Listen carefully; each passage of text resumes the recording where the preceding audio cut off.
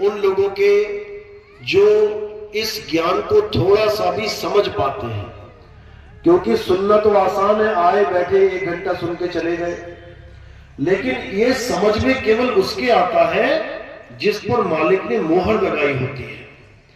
यानी परमपिता परमात्मा ने जिस जीव के ऊपर मुक्ति की मोहर लगा रखी है कि इसकी मुक्ति होनी है इस जन्म में, केवल उसको ही ये सत्संग सुनाई देता है, उसको ये सत्संग समझ में आता है। इसलिए सबसे जरूरी है कि ये सत्संग आपके जीवन में आए, उससे भी जरूरी है कि ये सत्संग आपकी समझ में आए। अब समझ में भी आ जाए तब भी इसका मतलब ये नहीं कि मुक्ति हो गई, अब इसको धारण करना बड़ा मुश्किल होता है।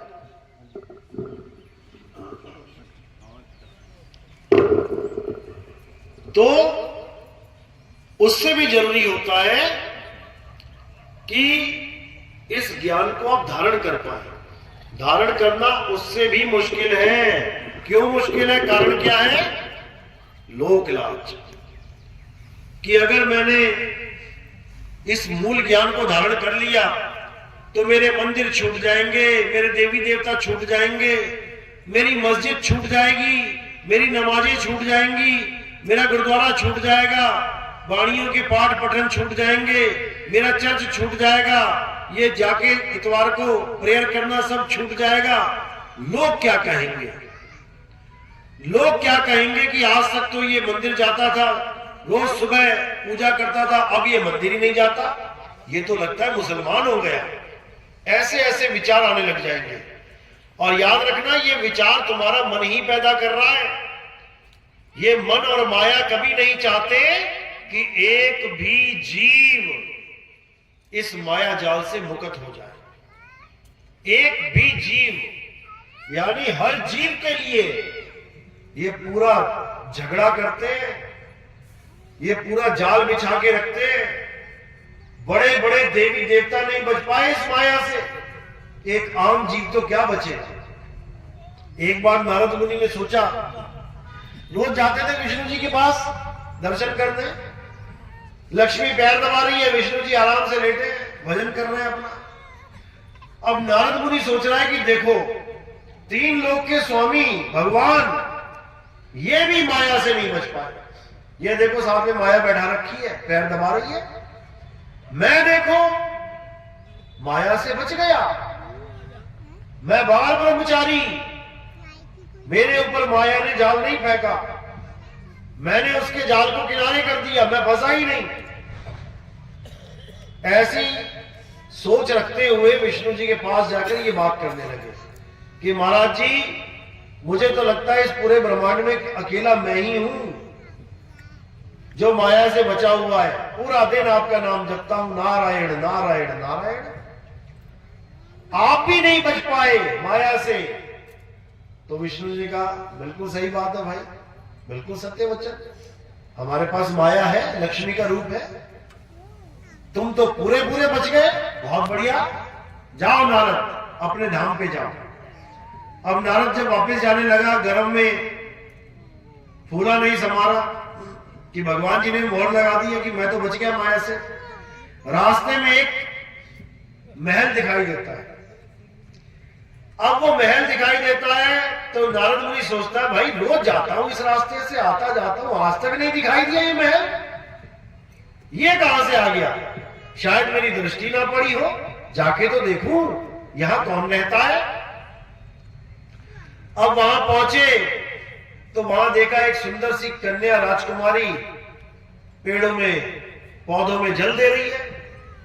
अब देखते ही मोहित हो गया कि अरे भाई, ऐसी सुंदर कन्या आज तक मैंने नहीं देखी, ये मेरी दृष्टि से कैसे बच गई, जबकि रास्ता तो यही है। अब चला जाता है उसके पास, कहता है मैं आपसे विवाह करना चाहता हूं। वो कहती विवाह तो हम कर लेंगे, कोई बात नहीं, लेकिन स्वयंवर है, आप स्वयंवर में आइए, वहां पे विवाह हो जाएगा। तो जैसे आपको पता है कि स्वयंवर कब होता है? जब कोई शर्त रखी जाती है।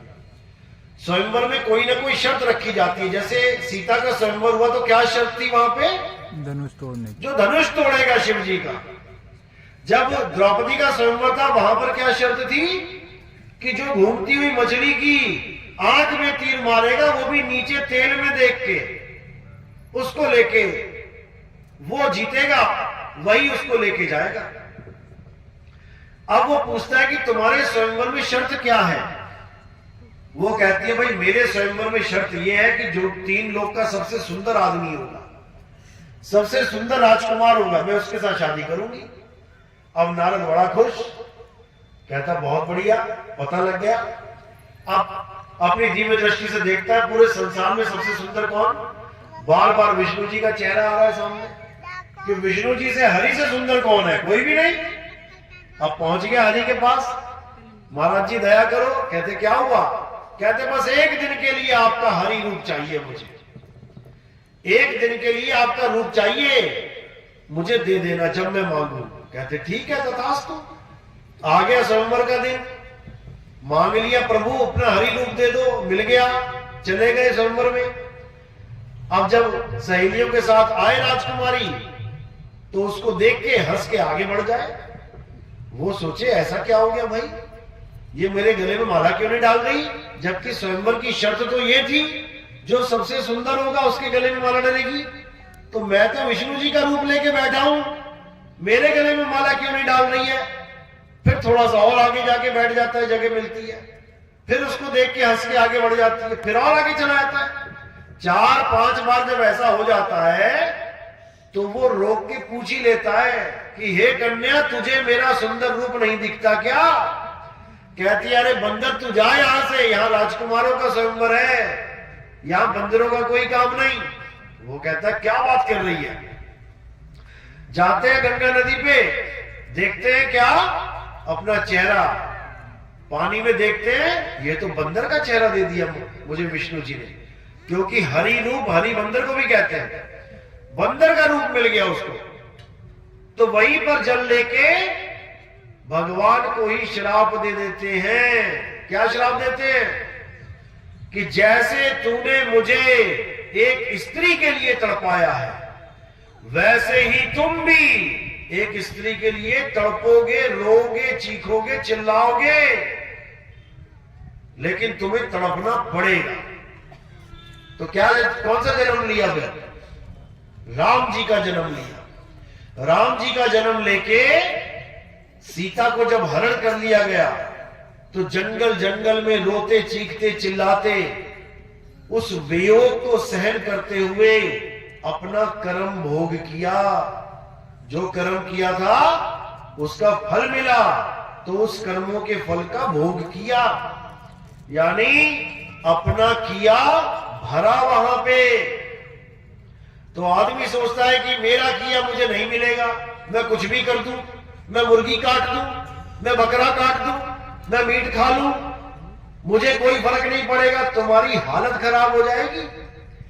एक एक पीस का तुम्हें हिसाब देना पड़ेगा, एक एक मुर्गी को कत्ल कराने का तुम्हें हिसाब देना पड़ेगा, तुम्हारी भी गर्दनें कटेंगी, कोई बचा नहीं सकता। क्योंकि यहां पर जैसा करोगे वैसा भरोगे, यहां भगवान नहीं बच पाया, तुम तो इंसान हो। अब राम जी तड़प रहे हैं सीता के लिए, रास्ते में कौन मिल गया? सुग्रीव मिल गए। सुग्रीव पता है ना, बाली का भाई। अब उसके साथ मित्रता हो गई, वो भी लग गया राम जी के साथ मदद करने में, जैसे हनुमान जी लग गए। लेकिन सुग्रीव ने कहा मेरा एक भाई है बाली, उसने मेरी स्त्री पे कब्जा कर रखा है, आप मेरी स्त्री को वहां से बचाओ, मैं आपका एहसान जीवन भर नहीं भूलूंगा। तब राम जी ने क्या किया? सुग्रीव को बोला जाओ तुम बाली को निमंत्रण दो युद्ध का, और युद्ध कौन सा? मल्ल युद्ध, कि दोनों भाई लड़ेंगे आपस में। अब बाली के पास एक शक्ति थी, वरदान था कि जो भी उसके सामने आ जाएगा लड़ने के लिए, उसका आधा बल बाली के पास आ जाएगा।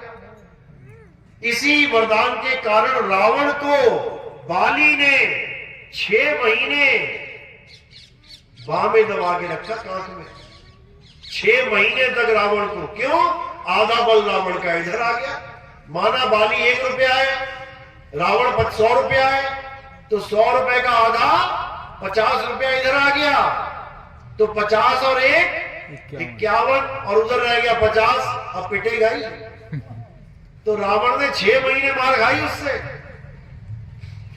अब बाली को पता है कि सुग्रीव जो बहुत कमजोर है मेरे आगे, ये मुझे मल्ल युद्ध के लिए पुकार रहा है, तो नहीं जाएगा क्या? जाएगा। झगड़ा है भाई भाई का। वो झगड़ा क्यों है वो भी आपको पता है। एक राक्षस को मारने के लिए बाली गुफा में गया, सुग्रीव को कहा कि मैं इसको मार के ही बाहर निकलूंगा। बहुत महीने तक युद्ध होता रहा। उसके बाद खून की धारा जब निकली, तब सुग्रीव ने सोचा भैया मारे गए। ये सोच के जाके राज सिंहासन में बैठ गया, जबकि उसको पता है कि भैया के सामने आते ही उसकी आधी ताकत भैया में आ जाएगी। तो उसने कैसे सोच लिया कि भाई मारा गया? गलती सुग्रीव की है। कम से कम तू देख तो लेता ना कि खून जब निकल आया, खून की धारा बह गई, तो थोड़ी देर और खड़ा हो जा, कर ले इंतजार कि भैया की लाश आई है बाहर की, उस राक्षस की। क्यों नहीं किया इंतजार? जाके राजपाट पे बैठ गया, जाके उसकी बीवी को भी अपने साथ रख लिया, भाई की बीवी को। तो गलती किसकी है? सुग्रीव की है कि नहीं है? जब इतने महीने खड़ा रहा तो थोड़ी देर और खड़ा हो जाता, पता लग जाता। अब जब भाई पहुंचा, उसको मार के अपने राज में देखा सुग्रीव बैठा है सिंहासन पे, बताओ। अब मार मार के भगाया उसको वहां से। फिर भी भाई पे तरस किया, जान से नहीं मारा। क्या मार नहीं सकता था वो?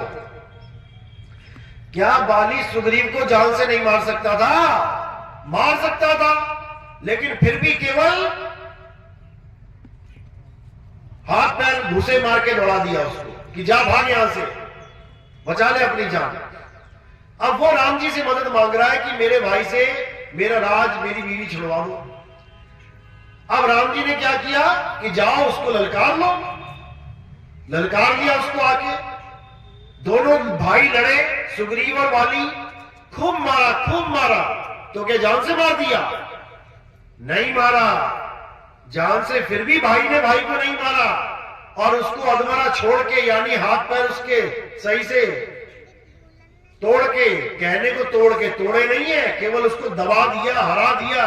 जैसे बड़ा भाई छोटे भाई को दबा दे, जमीन में मुंह घुसा दे उसका, मिट्टी खिला दे उसको और कहे सुधर जा तू, और इतना कह के चला जाए।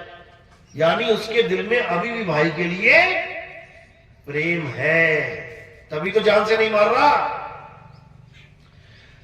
तो एक बार जब उसको मार के वापस वो पहुंचा, राम जी तब भी खड़े थे तीर लेके, धनुष बाण लेके कि इसमें से बाली को तीर मार दूंगा। लेकिन दोनों बंदर एक जैसे, यानी दोनों की शक्लें एक जैसी।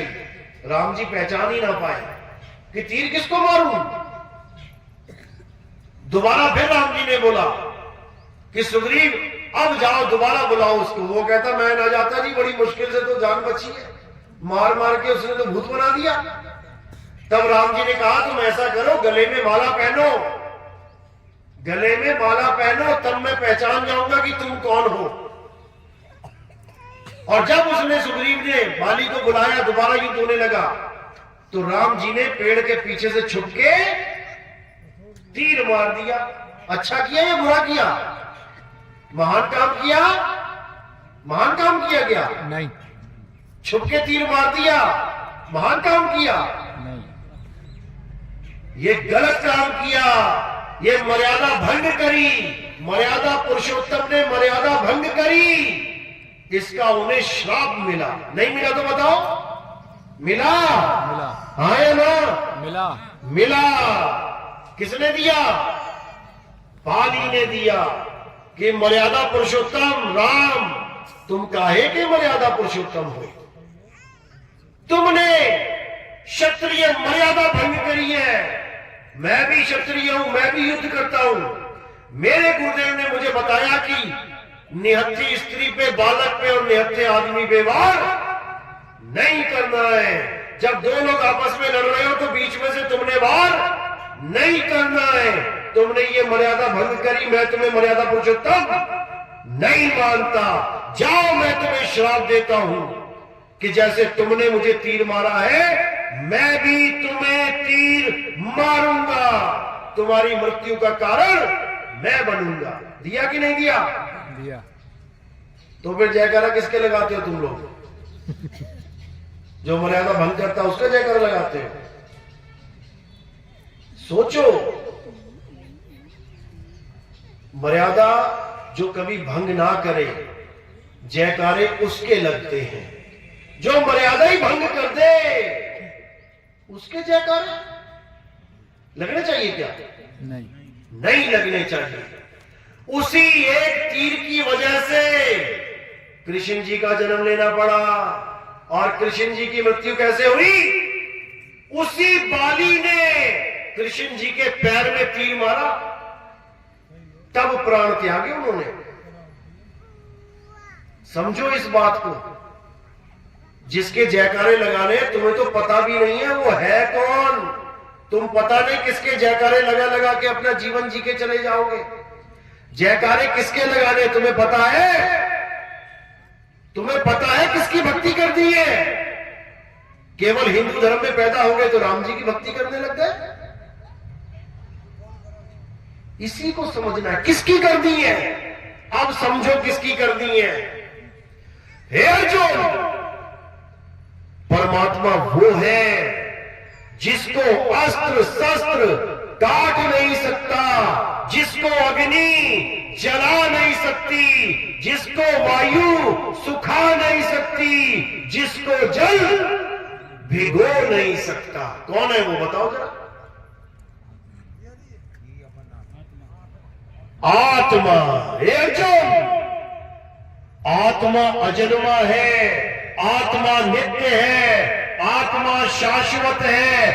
आत्मा का ना तो कभी जन्म होता है ना ही आत्मा की कभी मृत्यु होती है। अगर इस दुनिया में कोई पूजनीय योग्य है तो वो केवल आत्मा है। ये शरीर तो झूठे हैं, ये शरीर तो मिथ्या है, ये शरीर सदा बदलते रहते हैं। ये शरीरों का एक दिन अंत हो जाता है। जिसका आदि और अंत हो जाता है वो पूजनीय नहीं है, उसके जयकारे नहीं लगाने हैं। जयकारा किसका लगाना है? जिसका कभी जन्म ना हो, जिसकी कभी मृत्यु ना हो, उसका जयकारा लगाओ। उसी को सतनाम कहते हैं। आत्मा का नाम क्या है? सतनाम। क्यों रखा सतनाम? क्योंकि आत्मा ही सत्य है। आत्मा ही सत्य है। हे अर्जुन, इस दुनिया में दो प्रकार के तत्व हैं, एक असत्य, एक सत्य। असत्य तो वो है जो सदा बदलता है, असत्य वो है जो जन्मता और मरता है, असत्य वो है जिसका नाश हो जाता है। और सत्य क्या है? हे अर्जुन, आत्मा ही सत्य है। आत्मा का ना तो कभी जन्म होता है ना ही आत्मा की कभी मृत्यु होती है। आत्मा नित्य है, आत्मा पुरातन है, आत्मा अडोल है, आत्मा अचल है, आत्मा ही सत्य सनातन है। जो सोचते हैं कि भगवा चोला पहन लिया हम सनातनी हो गए, और पूजा किसकी कर रहे हैं? काया की, शरीरों की, पत्थरों की, तीर्थों की, पहाड़ों की, और सोच रहे हैं हम सनातनी हैं। सनातन की तो डेफिनेशन भी नहीं पता उन्हें, सनातन की परिभाषा तक नहीं पता। लोगों को जो ये कहते हैं कि हम सनातनी हैं, क्या है सनातन की परिभाषा? हे अर्जुन, सनातन वो है जो कभी बदलता नहीं है, जो सदा एक सा रहे वही सनातन है। और क्या है जो सदा एक सा रहता है? हे अर्जुन, आत्मा अपरिवर्तनशील है, आत्मा कभी परिवर्तित नहीं होता। यही आत्मदेव पूजनीय है, इसके अलावा इस संसार में जो कुछ दिखाई देता है इन आंखों से, वो सब असत्य है। बिल्कुल क्लियर। गो गोचर जहां लग मन जाई, तह लग माया जानो भाई। इन आंखों से देखी जाने वाली हर चीज माया है। ये पांच तत्व माया है। ये हवा, पानी, अग्नि, आकाश, धरती माया है। तो धरती यानी मिट्टी, पानी यानी जल, इसको मिला के मूर्ति बना दी। दो असत्य को मिला के मूर्ति बना दी। तो वो सत्य है कि असत्य है? असत्य है। क्यों? क्योंकि बार बार बदल रही है, रोज बदल रही है। 50 करोड़ की मूर्ति लेके आए मंदिर में, रखते रखते गलती से टूट गई, उंगली टूट गई, अब क्या करोगे? 50 करोड़ की मूर्ति कहां जाएगी? कहां जाएगी? मंदिर में रखोगे कोई? तो फिर 50 करोड़ कहां गया? पानी में। जो 50 करोड़ का भगवान खरीद के लाए थे, कहां चला गया वो? पानी में। पानी में ही जाता है। नदी के किनारे देखो जरा, जितनी टूटी फूटी मूर्तियां हैं मंदिरों की, कहां जा रही है? सब पानी में ही जा रही हैं, खंडित हो जा रही हैं। इसीलिए कृष्ण जी ने कहा, हे अर्जुन, जो वस्तु खंडित हो जाए वो पूजनीय नहीं है। आत्मा अखंडित है, आत्मा अघुलनशील है, आत्मा अपरिवर्तनशील है। हे अर्जुन, हमें केवल आत्मा का ज्ञान प्राप्त करना चाहिए, ना कि ये देवताओं की पूजा करनी चाहिए। अध्याय 7 23वां श्लोक क्या कहता है देवी देवताओं की पूजा के ऊपर? हे अर्जुन, जो कम अकल के लोग होते हैं, बुद्धिहीन होते हैं, अल्प बुद्धि होते हैं, वो देवताओं की शरण में जाते हैं और उन्हें प्राप्त होने वाला फल सीमित और क्षणिक होता है। देवताओं की पूजा करने वाले देवलोक को जाते हैं, पितरों की पूजा करने वाले पितरलोक को जाते हैं, भूतों की पूजा करने वाले भूतों के लोक में जाते हैं। ये तीनों अज्ञानी मुझे नहीं प्राप्त कर सकते। हे अर्जुन, मुझे वही प्राप्त कर सकता है जो मुझे तत्व रूप में जानता है, इस काया रूप में नहीं कि तुम्हें एक शरीर दिखाई दे गया जिसमें मुरली पकड़ी है और मोर पंख लगा है, तुम कहो ये तो कृष्ण जी है। अरे भाई, वो काया है, कृष्ण जी नहीं है, वो शरीर है। हे अर्जुन, तू और मैं शरीर नहीं है, तू और मैं आत्मा है। ऐसा कोई समय नहीं था जब तू, मैं और ये राजा महाराजा नहीं थे, और ऐसा कोई समय नहीं आएगा जब तू, मैं और ये राजा महाराजा नहीं होंगे। तुम इन शरीरों को अपना चाचा, अपना भाई मत समझो। ये शरीर 5 तत्व है, माया है। तुम्हारा चाचा, तुम्हारा भाई, तुम्हारा मामा आत्मा है। इन शरीरों के मारे जाने पर भी कोई आत्मा नहीं मरेगा। इसलिए तू शरीरों का मोह त्याग, धनेश्वर उठा और इनका संहार कर। बिल्कुल क्लियर समझाया गया। अब ये आत्मा जो हमने सुना, आत्मा सबने सुना ना, आत्मा शब्द सबने सुना है जीवन में, सबको पता है आत्मा है। हाथ खड़े करो जिसने आत्मा का नाम नहीं सुना है। बस 2-4 लोगों ने सुना, ईमानदारी से खड़े कर दो भाई। सब हाथ खड़े करो जिसने आत्मा का नाम सुना है। देखो सब खड़े हो गए। एक भी ऐसा आदमी नहीं होगा, गली में, गांव में, नुक्कड़ में, शहर में, तुम कहीं भी चले जाओ, किसी को भी रोक के पूछ लो, भैया क्या तुमने आत्मा का नाम सुना है? मना करेगा क्या? तुम महाज्ञानी और महाअज्ञानी दोनों से पूछ के देख लेना, ऐसा कोई होगा ही नहीं जिसने आत्मा का नाम ना सुना। सब अपनी अपनी आत्मा लेके आए हो ना अपने साथ, सब लाए हो ना, घर तो नहीं छूट गई किसी की। जल्दबाजी में बाथरूम में रह गई हो, खाना बना रही हो, चूल्हे के पास पड़ी रह गई हो आत्मा, सब लेके आए हो, सब लेके आए हो, क्योंकि आत्मा ना लाते तो तुम यहां पहुंच ही ना पाते। दुनिया की सारी पूजा पाठ, दुनिया के सारे मंत्र हवन यज्ञ जब तक किसकी ताकत से हो रहे हैं? आत्मा की ताकत से। सामने भगवान की मूर्ति है, तुम आरती गा रहे हो, अगर तुम्हारी आत्मा बीच में निकल गई ना तो सामने भगवान की भी हिम्मत नहीं है जो तुमसे आरती पूरी करवा दे। है भगवान की ताकत। सामने जिस भगवान को तुम बोल रहे हो कि भगवान है और तुम आरती गा रहे हो, अगर बीच में अटैक आ गया तो भगवान की हिम्मत नहीं है कि तुमसे आरती पूरी करवा दे। तुम नमाज पढ़ रहे हो, अगर नमाज पढ़ते पढ़ते बीच में अटैक आ गया तो उस खुदा की हिम्मत नहीं है जो नमाज पूरी करवा दे। तुम गुरुद्वारे में पाठ कर रहे हो, अगर तुम्हारे प्राण निकल गए तो किसी की हिम्मत नहीं है कि गुरुद्वारे में वो पूरा शब्द गवा दे। बीच ही में रोक दिया जाएगा, सब कुछ ले जाओ भैया, हो गया काम। तो सबसे बड़ा कौन है जिसकी वजह से तुम सारे धर्म के झंडे पकड़ के बैठे हो, जिसकी वजह से तुम पूजा पाठ कर रहे हो, जिसकी वजह से तुम कोई यात्रा पूरी कर पा रहे हो? किसकी वजह से? आत्मा की वजह से। और दुख के साथ कहना पड़ रहा है कि उसी आत्मा को तुम जानते तक नहीं। अभी तुम्हारे सबके जूते रख दिए जाए ना उतार के बीच में और कहा जाए अपने अपने जूते पहन लो, अपनी अपनी चप्पल ले लो, सब अपनी अपनी चप्पल ले जाएंगे उठा के। सबको पहचान है कि मेरी कौन सी चप्पल है, मैं कौन सी लेके आया था।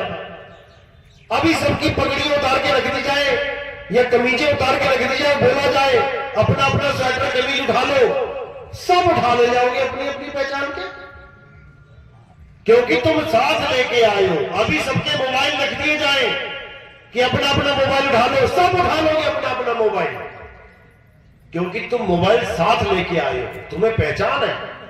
लेकिन तुमसे अभी पूछा जाए कि तुम्हारी आत्मा कैसी है, काली है, गोरी है, लंबी है, छोटी है, टिकनी है, गर्म है, सर्द है, लाल है, गुलाबी है, पीली है, तुम सोच में पड़ जाओगे भैया आत्मा कैसी होती है। जबकि ऐसा कोई पल नहीं गया जब तुम्हारे साथ आत्मा नहीं है। बता दो कभी ऐसी हो तो। ये आत्मा सबके साथ है, सबके साथ, लेकिन कोई इसे जानता ही नहीं है। जो इसे नहीं जानता वो आत्मज्ञानी नहीं है, और जो इस आत्मा को जानता है वो आत्मज्ञानी है। तो हमने क्या बनना है? हे अर्जुन, जो अपनी आत्मा में रमण करता है, जो अपनी आत्मा का ज्ञान जानता है, जो अपनी आत्मा में तृप्त है, जो अपनी आत्मा में संतुष्ट है, उसको किसी धार्मिक कर्म कर्तव्य करने की कोई आवश्यकता नहीं है। उसको पूरे जीवन में एक बार भी किसी देवी देवता का जयकारा लगाने की जरूरत नहीं है। उसे एक बार भी मंदिर जाने की जरूरत नहीं है। उसे एक बार भी मस्जिद गुरुद्वारा जाने की जरूरत नहीं है। क्यों? क्योंकि वो उस तत्व को जान चुका है जिसमें परमात्मा का वास है। आत्मा में ही परमात्मा का वास है। इसीलिए कबीर साहब ने कहा, जब लगना चीनोगे आत्म तब लगना मिली है परमात्मा। ये पत्थर पूजने से, पत्थरों को भगवान मानने से परमात्मा नहीं मिलता। अगर मंदिर में जो भगवान रहता है, लगता है जो तुम्हें पत्थर भगवान है, रात में ताला ना लगाओ। अंदर सोने की मूर्ति रखी हो, मंदिर में ताला ना लगाओ, खोल दो, भगवान है, रक्षा कर लेगा अपनी। कर लेगा क्या? सुबह क्या खबर आएगी कि भगवान की मूर्ति मंदिर से चोरी हो गई, मंदिर का गल्ला तोड़ के चोर ले गए। अरे जो अपने भगवान अपने घर की हिफाजत नहीं कर पा रहा है, वो तुम्हारे घर की कैसे करेगा?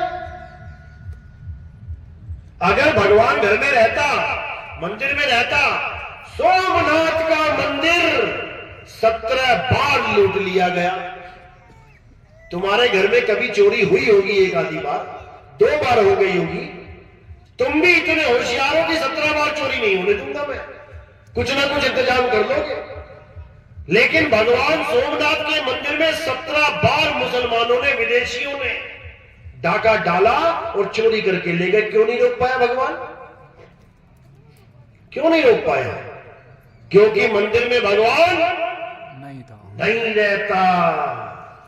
अगर मंदिर में भगवान रहता होता, सोचो, चोरी नहीं होती, एक भी दंगा ना होता, एक भी चोरी नहीं होती। अगर एक गली में 4 पुलिस थाने खुल जाए, छोटी छोटी चौकियां, आएगा चोर? कोई सपने में ना आएगा कभी। चोर भी वहां चोरी करता है जहां पुलिस वाले ना हो, लेकिन मंदिर में चोर घुस के चोरी करता है। बताओ, यानी पुलिस वालों से भी कमजोर है भगवान। कहां भरम में फंसे हो? ठीक है, मंदिर एक शुरुआत है जीवन की, बहुत अच्छी बात है। जैसे ABCD की जो किताब है, A for apple, B for bat, C for cat, का से कबूतर, खा से खरगोश, गा से गमला, अच्छी बात है, पढ़ रहे हो। क्यों? ये तुम्हारी शुरुआत है। लेकिन अगर तुम सारी उम्र का से कबूतर, खा से खरगोश ही पढ़ते रहे तो डॉक्टर कब बनोगे? तो इंजीनियर कब बनोगे? तो साइंटिस्ट कब बनोगे? शुरुआत है, अच्छी बात है, लेकिन आगे बढ़ो। मंदिर अच्छी बात है, क्योंकि छोटे से बच्चे को तुम आत्मज्ञान नहीं सिखा सकते। अब उसको भगवान से जोड़ के भी रखना है तो क्या करना पड़ेगा? मंदिर जाना सिखा सकते हो। ले बेटा जल पकड़, मंदिर में शिव जी के ऊपर डाल के आ, इतना काम तो वो कर लेगा, अच्छी बात है। गलत काम से, लाख गलत काम से बच के एक पूजा कर रहा है, अच्छी बात है।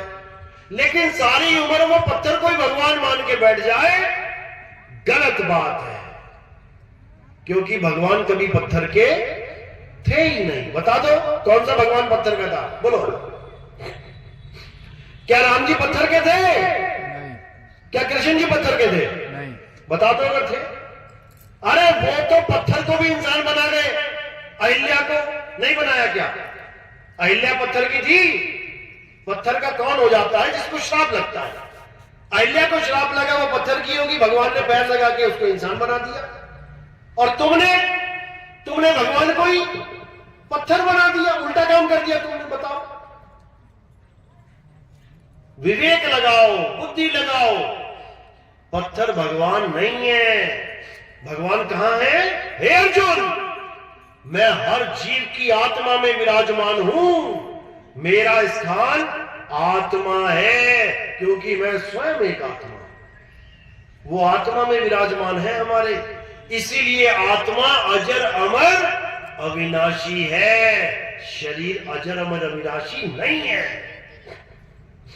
अब अर्जुन ने पूछा कि फिर आत्मा का ज्ञान हम कैसे प्राप्त करें?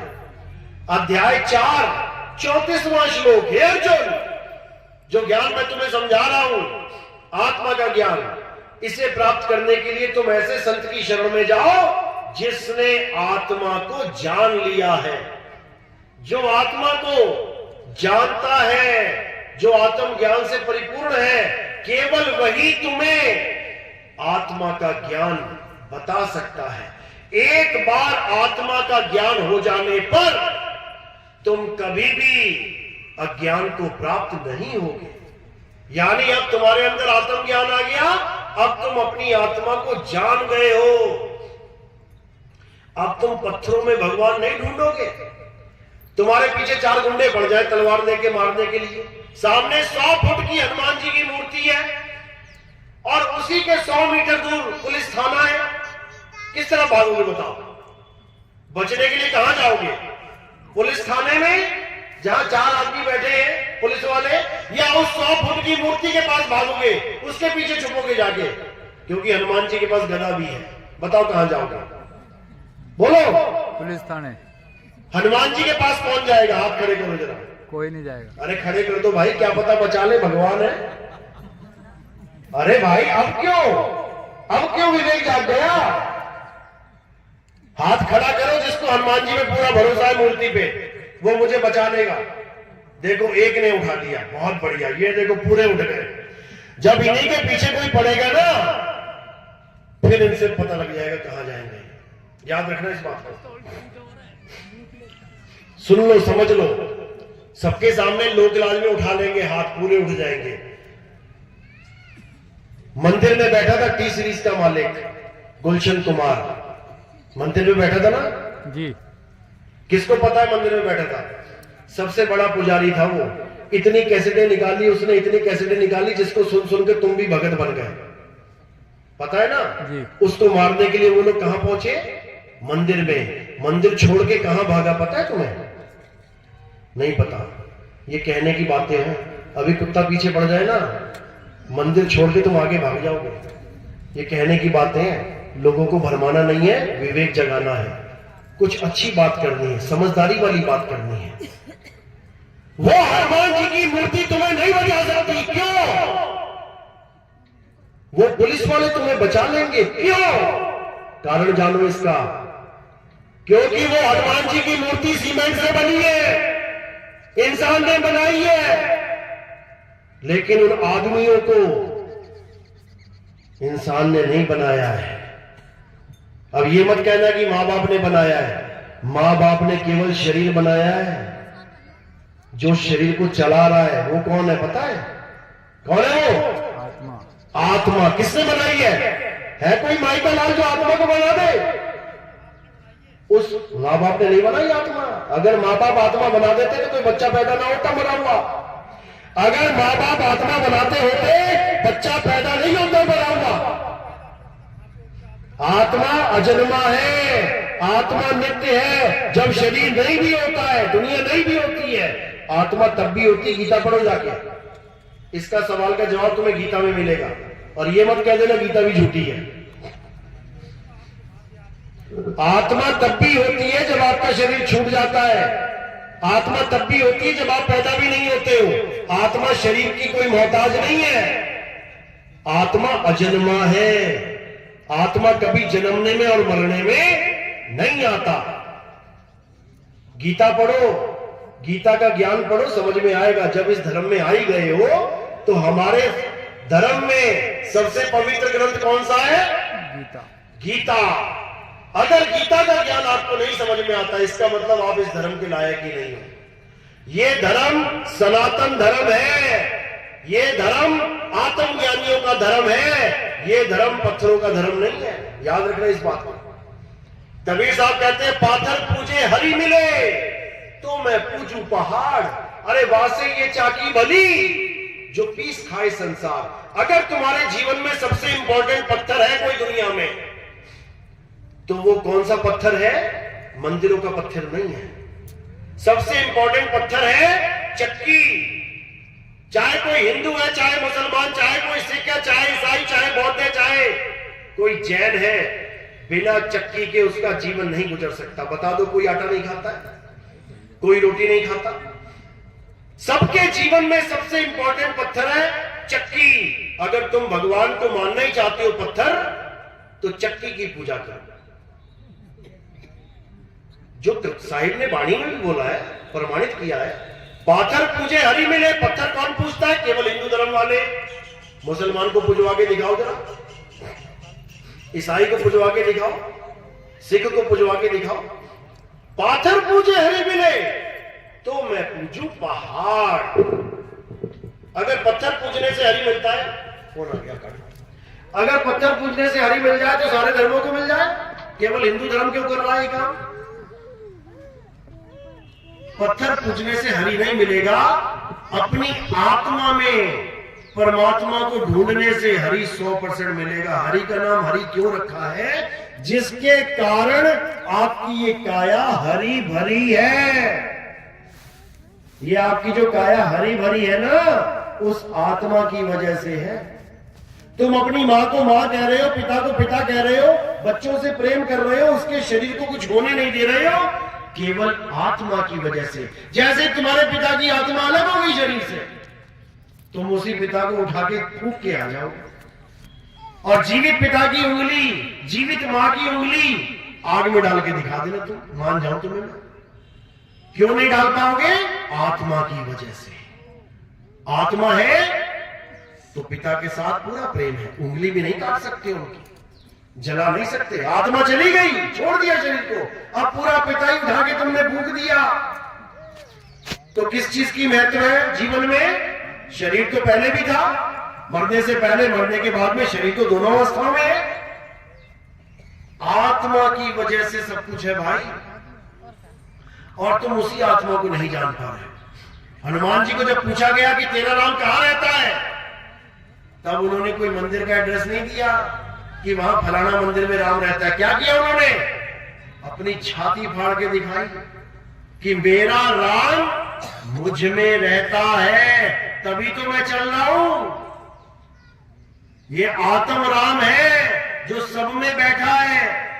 घट घट मेरा साइया, सोनी सेज न कोय, और बलिहारी व घट की, जिस घट प्रगट हुए। सब में आत्म राम बैठा है, तुझ में राम, मुझ में राम, सब में राम समाया। अरे सबसे कर लो प्रेम, जगत में कोई नहीं पराया, सब में राम समाया। लेकिन तुम मुसलमान को कहो कि तेरे अंदर राम है, वो कहेगा भैया जा तू, मेरे अंदर कोई राम नहीं है। तेरा राम होगा तेरे अंदर, मेरे अंदर तो खुदा है। अब वो तो हम जानेंगे ना, वो थोड़ी नहीं जानते। खुदा कह लो, राम कह लो, एक ही बात है। तो कल से मस्जिद में जाके पढ़ो, जाके वहां नमाज, जब खुदा और राम एक है, वहां कहोगे ना ना ना ना ना, हम नहीं जाते वहां पे। ज्ञान की बात तो बड़ी अच्छी बोल दी, खुदा और राम एक है।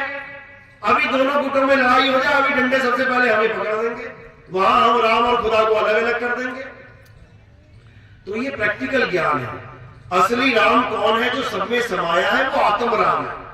अब तो मुसलमान को जाके कहो कि तेरे अंदर आत्मा है, मेरे अंदर आत्मा है, मना करेगा क्या? तुम ईसाई को जाके कहो, तुम सिखों को जाके कहो कि तेरे अंदर भी आत्मा है, मेरे अंदर भी आत्मा है, मना करेगा क्या? नहीं करेगा, क्योंकि आत्मा सब में है। लेकिन जब हम आत्मा को एक नाम दे देते हैं कि अल्लाह, कोई कहे तेरे अंदर अल्लाह है, मेरे अंदर नहीं है भाई, तेरे अंदर राम है, मेरे अंदर नहीं है भाई। जब तुमने नाम दे दिया तो अलग अलग अलग अलग अलग हो गए। जब तुमने एक नाम पे अटल हो गए, कौन सा? आत्म राम। अब बताए कोई कि किसमें आत्मा नहीं? कौन है जो बिना आत्मा के चल रहा है? अगर तुम कोई पूजा पाठ कर भी रहे हो, दीपक जला भी रहे हो, तो उस आत्म राम की वजह से।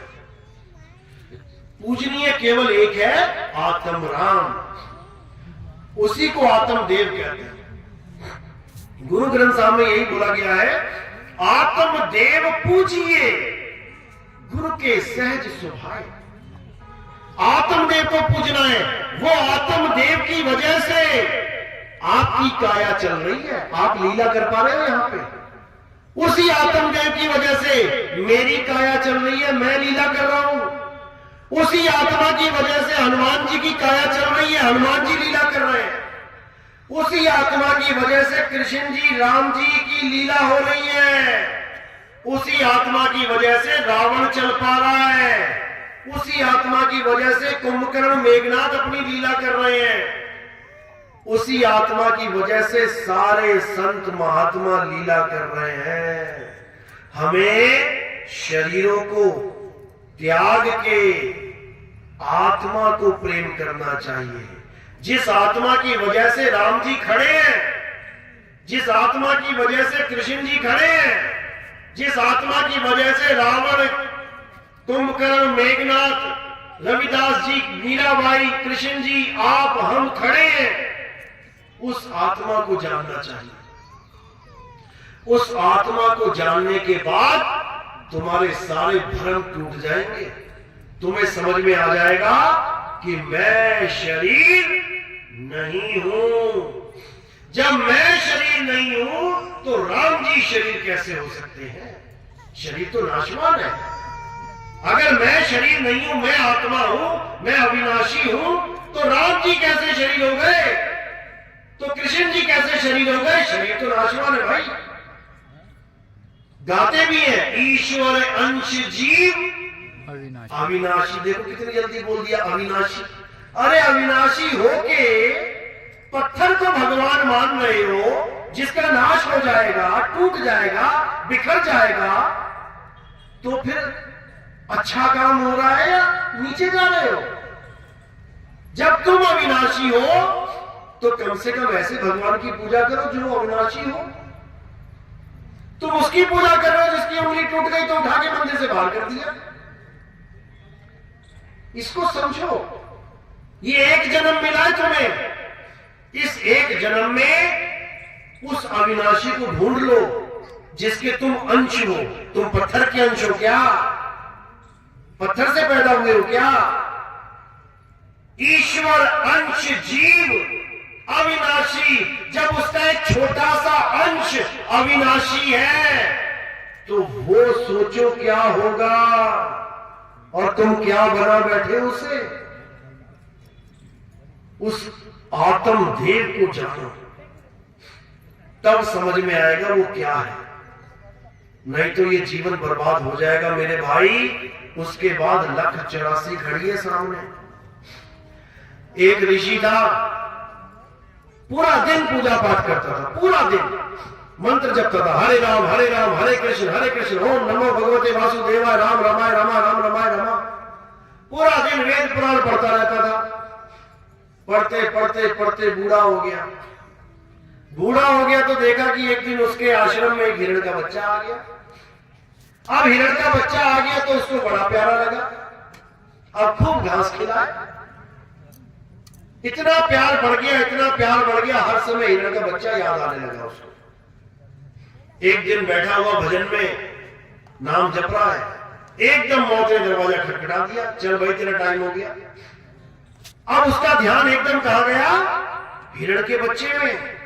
अरे मैंने इस हिरण के बच्चे को बांधा हुआ है, थोड़ी सी घास रखी है, वो तो खत्म हो जाएगी, खाएगा क्या? जब बंधा हुआ है तो छूटेगा कैसे? कोई भेड़िया आ गया, कोई चीता आ गया, शेर आ गया तो उसको खा जाएगा। बस यही सोचते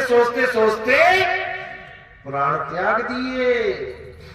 सारी उम्र की भक्ति, सारी उम्र की भगवान के नाम के जाप, सारी उम्र के पूजा पाठ हवन यज्ञ धरे रह गए। और महाराज जी कहां चले गए? कहां गया? हिरण का बच्चा बन गया। समझे? जब वो सारी उम्र पूजा पाठ करके नाम जप के हिरण बन गया तो तुम कहां जाओगे? कौन सा नाम तुम्हारा साथ देगा? कौन सा यज्ञ तुम्हारा साथ देगा? उसने कोई बुरा तो नहीं सोचा ना, जीव का कल्याण ही सोचा कि हिरण के बच्चे की जान बच जाए। तब भी 84 में चला गया। बताओ जरा, कौन से भगवान ने उसकी मदद करी? कौन से भगवान ने उसकी मदद करी? शेरों के आगे बेचारा हिरण बन के भागा, बिना जान बचाई बड़ी मुश्किल से अपने। तो तुम्हारे साथ भी यही कुछ होने वाला है। क्या गलती करी उसने पता है? क्या गलती करी? उसने गलत समय पे गलत चीज को याद कर लिया। गलत समय मतलब अंत समय। अगर आप अंत समय में आत्मदेव को छोड़ के किसी और को याद करते हो तो आपकी दुर्गति 100% हो जाएगी। यही कबीर साहब ने कहा, जहां आशा तहां वासा होई, वा को रोक सके ना कोई। अंत समय में याद करना था परमपिता परमात्मा को, आत्मदेव को, और वो हिरण का बच्चा याद कर रहा है। चल बेटा हिरण बन। अब तुम क्या याद करते हो? फिर सोचो। मेरा बेटा बुला दो, अंत समय आ गया, मैं बेटे की शक्ल देखना चाहता हूं। जो बेटे की शक्ल देखना चाहेगा वो पता कहां जाएगा? अंत काले जो लड़का सिमरे, ऐसी चिंता में देह मरे, सुअर जन्म वो बल उतरे। वो सुअर बनेगा जो अपने बच्चों को याद करता है अंत समय में। सुअर क्यों बनेगा?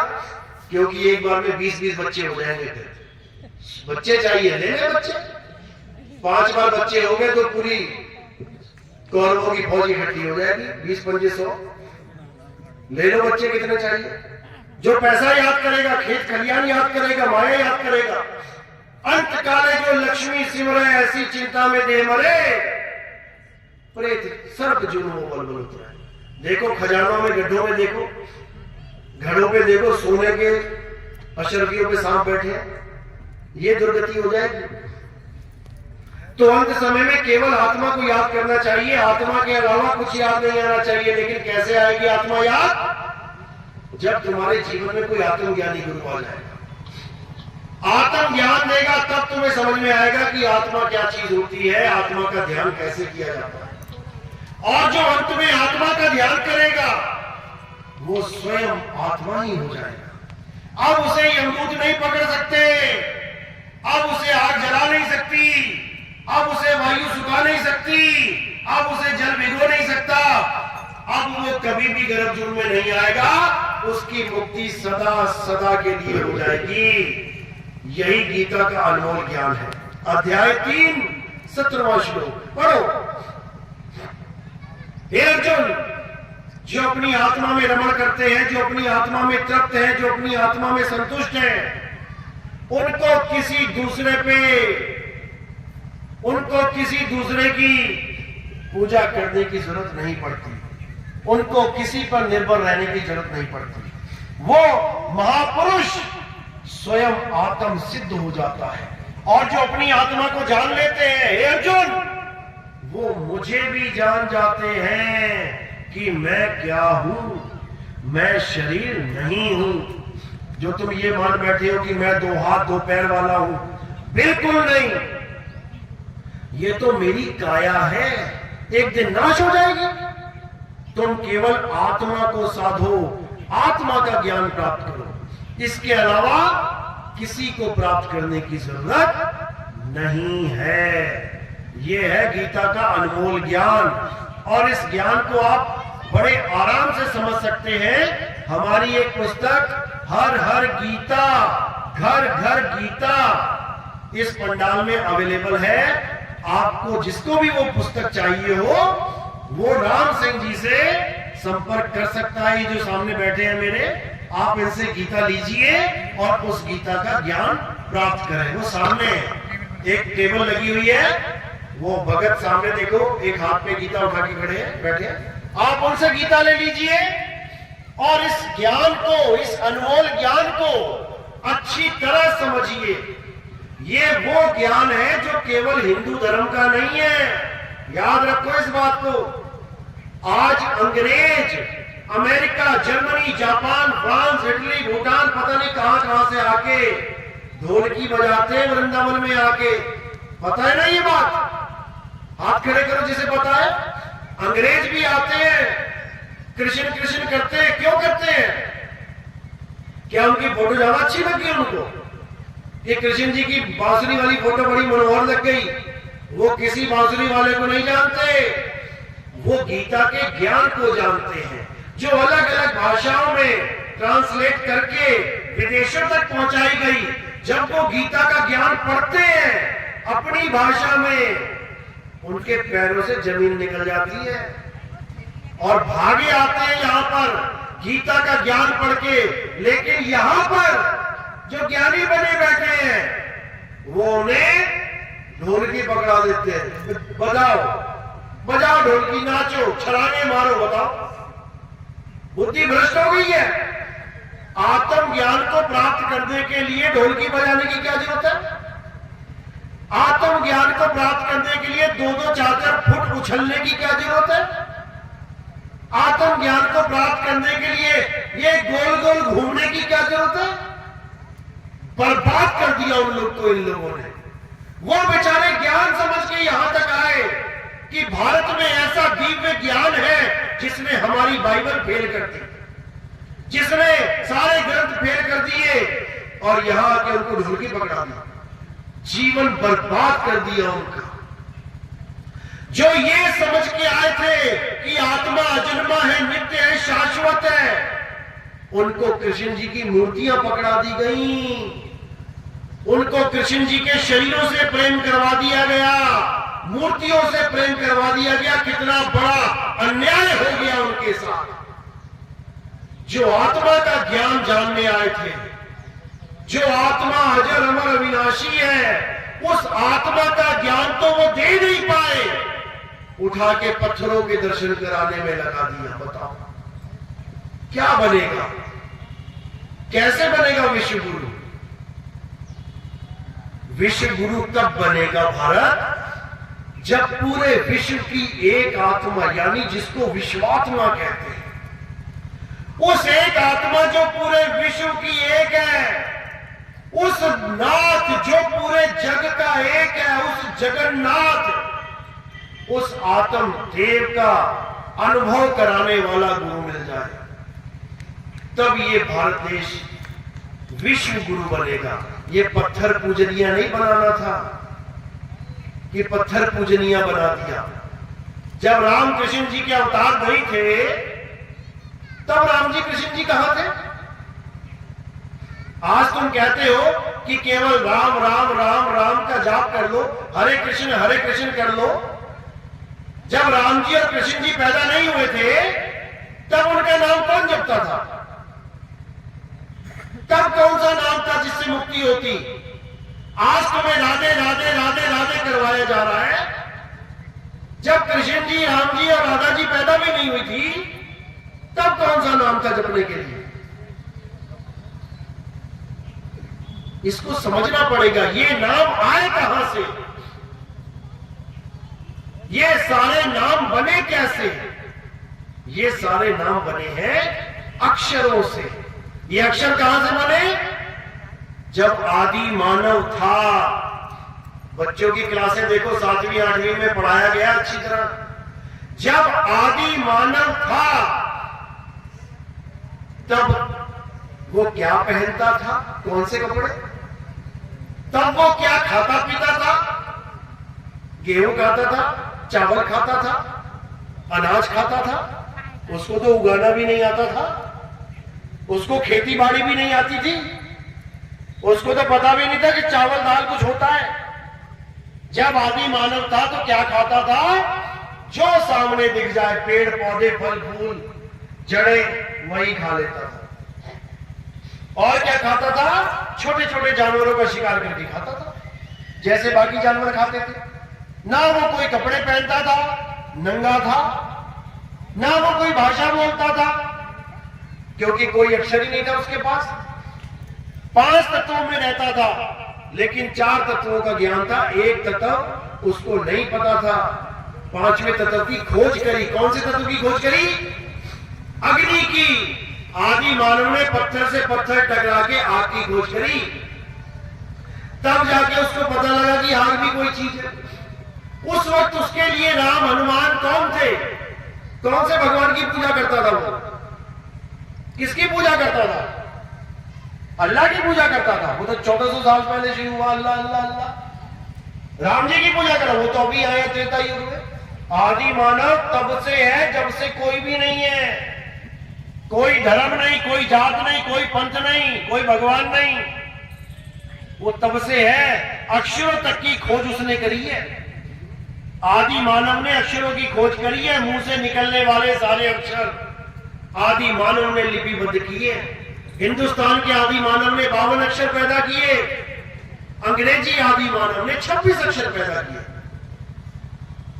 हमसे आधे 52 अक्षर हम पैदा करके बैठे हैं, भारत के आदि मानव, और अंग्रेजों ने केवल 26 पैदा किए। आधी बुद्धि थी उनकी हमसे, जिसको हम कहते हैं कि अंग्रेज बहुत इंटेलिजेंट है। आधे अक्षर खोज पाए। उसके बाद अपने अपने अक्षरों से दुनिया में हर चीज का नाम रख दिया गया, पढ़ाया गया, बच्चों को समझाया गया। धीरे धीरे अक्षरों का जाल ऐसा फैल गया कि हर चीज का एक नाम रख दिया गया, और उस नाम को अच्छी तरह कंठस्थ करा दिया गया बच्चों को। सारे समाज को बता दिया गया, ये पेड़ है, ये पत्ता है, ये फूल है, ये गमला है, ये मिट्टी है, ये हवा है, ये पानी है, ताकि जीवन बहुत आसान हो जाए। वही पढ़ाई आज हम अपने बच्चों को स्कूल में पढ़ने के लिए भेजते हैं। जब बच्चा पैदा होता है तो आदि मानव ही होता है, नंगा पैदा होता है, बोलना कुछ आता नहीं है, खाने पीने की कोई होश नहीं है, जो मुंह में आ गया खा लिया। तो बच्चे को जहर दे तो जहर खा ले। कई ऐसे लैट्रिन करके वहां पे ना देखो तुम लैट्रिन ही खा लेते हैं बच्चे। अबोध है, उनको धीरे धीरे अक्षर ज्ञान दिया जाता है। कहां पे? स्कूलों में या फिर समाज में। आ ई उ ऊ का खा गा चा छा टा ठा डा, ये सारे अक्षर उसे पढ़ाए जाते हैं। बोल दो नहीं पढ़ाए जाते? सब पढ़ाए जाते हैं। इन्हीं अक्षरों से सारे नाम रखे गए। दुनिया के तो रखे भगवानों के भी नाम रख दिए। राम, कृष्ण, हनुमान, अल्लाह, वाहिगुरु, गॉड, ये सारे नाम कहां से आ रहे हैं? इन्हीं अक्षरों से। राम का रा और मां कहां से आया? इन्हीं अक्षरों से। अगर ये दो लाइनें ना लिखी जाती, कौन सी? या रा ला वा शा पा फा बा भा मा, अगर ये दो लाइनें ना लिखता आदि मानव, तो तुम राम का नाम रख के दिखा देते। दिखा दो रख के राम का नाम, रख सकते हो क्या? सारे नाम इन्हीं 52 अक्षरों से उठाए गए हैं। कृष्ण का का कहां से आया? इसी लाइन में से आया। का खा गा गा। अगर ये लाइन ना होती तो कृष्ण के नाम का का कहां से आता? वाहिगुरु का वाह कहां से आता? अल्लाह का आ कहां से आता? ये अक्षर ना होते तो भगवान का कोई नाम ही ना होता, तुम्हारा नाम ना होता, तुम्हारी जात पात का नाम ना होता, तुम्हारे देश का नाम ना होता। तुम बिना नाम के जीवन जी लेते। कैसे? जैसे ये गाय, भैंस, बकरी, कुत्ता, बिल्ली, हाथी जीते। भैंस को प्यास लगती है, अपने आप तालाब की तरफ जा रही है, बिना ये जाने कि उसका नाम पानी है। कुत्ता पानी पी रहा है, चिड़िया पानी पी रही है, बिना ये जाने कि उसका नाम पानी है। पूरा जीवन जी रहे हैं बिना 52 अक्षरों के। लेकिन इंसान बिना 52 अक्षरों के नहीं जी पा रहा है। जी तो वो भी लेगा। कोई बहरा बच्चा पैदा हो जाए, उसके जीवन में कोई अक्षर आएगा ही नहीं। तुम लाख बार उसको सुनाते रहो, बेटा राम बोलो, वो ना बोले राम। उसको जब सुना ही नहीं रहा तो क्या राम बोलेगा? भले उसके जीवन में कोई भी अक्षर ना आए, तब भी उसका जीवन आत्मा पूरा करवाएगी।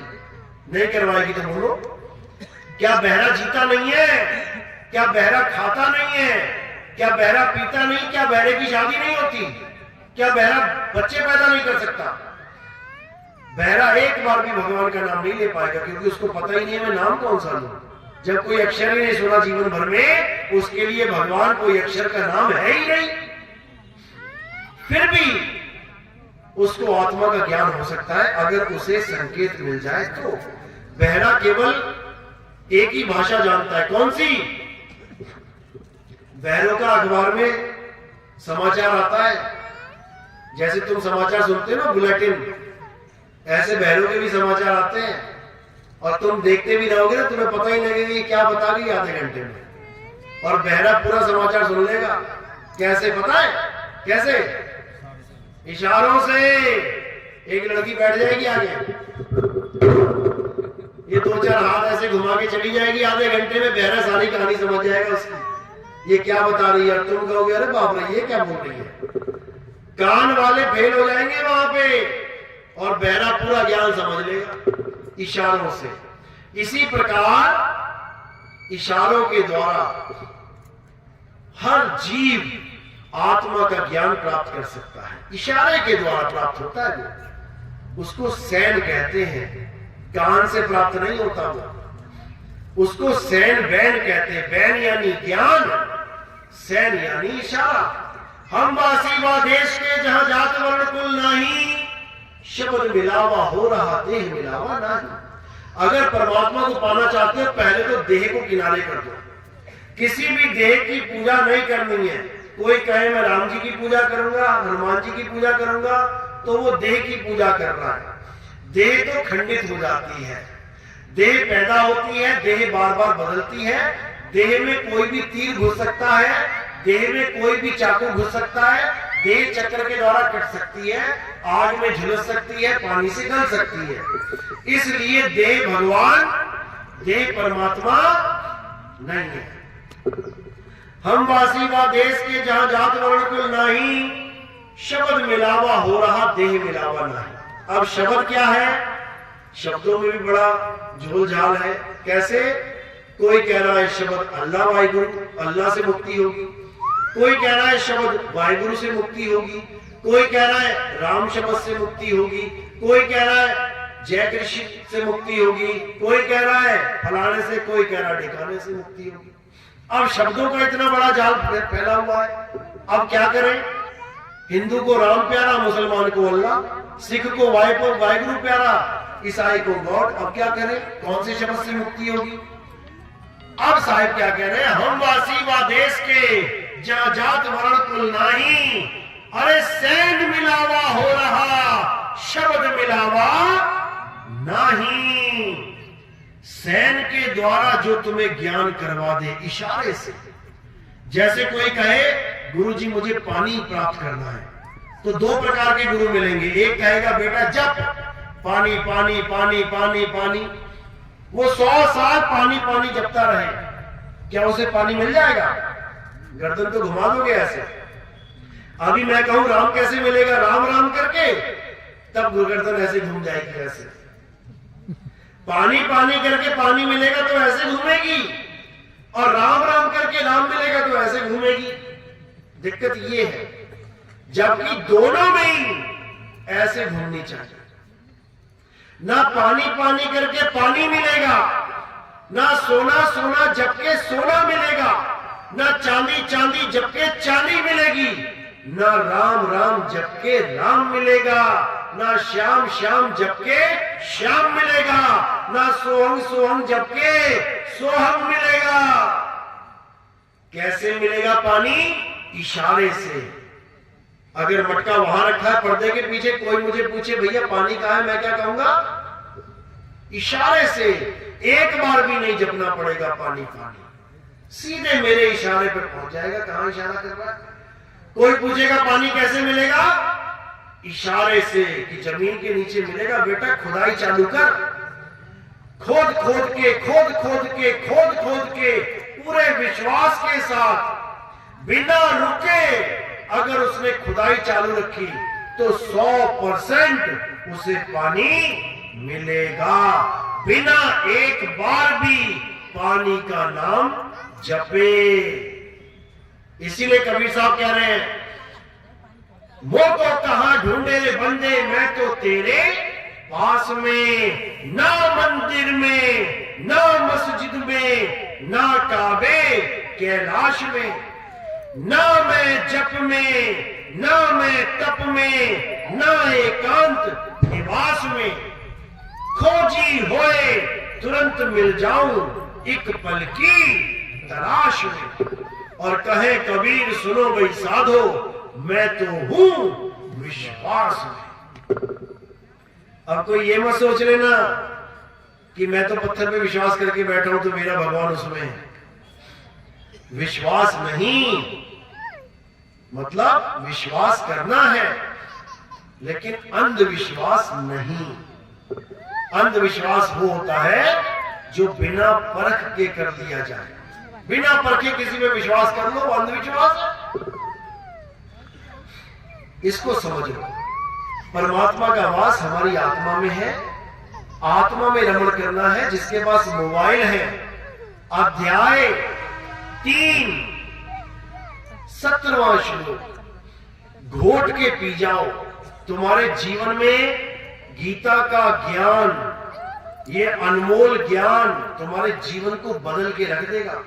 तुम्हें पत्थर ज्ञानी से आत्मज्ञानी बना देगा। मेरे भाई, पहले तुम उस भगवान की पूजा करते हो जिसको इंसान ने बनाया है। अब तुम उस भगवान की पूजा करोगे जिसने इंसान को बनाया है। जमीन आसमान का अंतर है। हमने भगवान को बनाया है, भगवान ने हमें बनाया। हमको भगवान ने बनाया या हमने भगवान को बनाया? और हम पूजा किसकी कर रहे हैं? जिस भगवान को इंसान ने बनाया। ऑर्डर पे तुम जाओ किसी मूर्ति वाले के पास, भैया एक फोटो बनवानी है, कितने हाथ रखने हैं? ऐसा करो 8 रख दो। गर्दन कितनी रखनी है? ऐसा करो 4 रख दो। पैर कितने रखने हैं? ऐसा करो 2 ही रहने दो। तुम डिमांड कर रहे हो, तुम भगवान बनाने में लगे हो और वो तुमसे भगवान बनाने के पैसा ले रहा है। कितने का बनाना है? मेरा बजट 20,000 का है। अच्छा 20,000 का भगवान चाहिए तुम्हें? भैया मेरा 500 का है।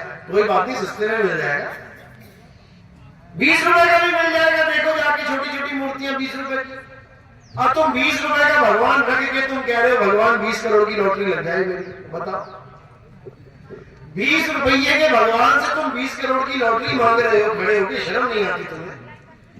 उस परमात्मा को जानो जिसने अखल ब्रह्मांड को संभाल रखा है, जिसकी ताकत से ये सारा ब्रह्मांड टिका हुआ है, जिसकी ताकत से तुम टिके हुए हो, चल रहे हो, खा रहे हो, पी रहे हो। उस भगवान को मत मानो जो गलती से गिर जाए तो खुद भी ना उठ पाए। कह के देख लेना, भगवान जी उठ जाओ, जब उठोगे तभी आरती करूंगा तुम्हारी। बैठ जाना, फिर सुबह से दोपहर हो जाएगी, दोपहर से शाम हो जाएगी, शाम से रात हो जाएगी, अब तुम कहोगे यार अब तो क्या पूजा करो, भगवान ही नहीं उठ रहा। तो ऐसे भगवान की पूजा करने से कुछ होने वाला नहीं है मेरे भाई। उस भगवान की पूजा करो, उस परमात्मा की पूजा करो जिसकी वजह से ये मूर्तियां चल रही हैं। ये देखो कितनी सुंदर सुंदर मूर्तियां चल रही हैं। उस आत्मा को जानो, सबका कल्याण हो जाएगा। चाहे कोई हिंदू है वो अपनी आत्मा को जान ले, चाहे कोई मुसलमान भाई है वो अपनी आत्मा को जान ले, चाहे कोई सिख भाई है वो अपनी आत्मा को जान ले, चाहे कोई ईसाई है वो अपनी आत्मा को जान ले। सबकी आत्मा एक समान है, एक समान है। और जब सब आत्मा को जान लेंगे तो झगड़ा रहेगा ही नहीं। अब तुझ में राम, मुझ में राम, सब में राम समाया, झगड़े खत्म हो गए। अब उस राम को तू अल्लाह कह ले, तेरी मर्जी। उस राम को मैं राम कहूंगा, मेरी मर्जी। उस राम को तू वाहिगुरु कह ले, तेरी मर्जी। उस राम को तू गॉड कह ले, तेरी मर्जी। झगड़ा खत्म। मेरे घर में जो बिजली आ रही मैं उसको बिजली कह रहा हूं, कोई उसको इलेक्ट्रिसिटी कह रहा है, कोई इसको विद्युत कह रहा है, कोई इसको एनर्जी कह रहा है, तेरी मर्जी। पंखे सबके चल रहे हैं, पंखा सबका घूम रहा है, हवा सब खा रहे हैं। तो इसी प्रकार झगड़ा खत्म करना है, आत्मा को जानना है। मेरी बात समझ में आ रही है कि ऊपर से जा रही है? किस किस के समझ में आ रही है? हाथ खड़ा करो। पूरा गांव जाके है, क्या बात है। अभी गणेश चतुर्थी आ जाएगी, अभी सब भूल जाओगे, अभी वहीं पहुंच जाओगे उस भगवान के पास जिसको इंसान ने बनाया है। अब ये काम नहीं करना है भाई, तुम्हारी पढ़ाई पूरी हो गई। अगर ये बात समझ में आ गई तो वो पढ़ाई तुम्हारी पूरी हो गई। अब तुमने आगे बढ़ जाना है, आत्म ज्ञान को प्राप्त करना है। कृष्ण जी तुमसे तब उतने खुश नहीं होंगे जो तुम रोज जाके माथा टेकते हो, घंटी बजाते हो, भोग लगाते हो। इतने खुश वो तब नहीं होंगे जितने वो अब हो जाएंगे अगर तुमने आत्मा का ज्ञान समझ लिया तो। क्योंकि उन्होंने गीता का ज्ञान आत्म ज्ञान के लिए ही दिया है मेरे भाई। उस ज्ञान को समझो। तो आज का सत्संग यही समाप्त करते हैं। उम्मीद है मालिक की दया से 100 नहीं तो 1% समझ में आया हो। 1% भी समझ में आ गया तो समझ लो कि अब तुम्हारी आगे की क्लास शुरू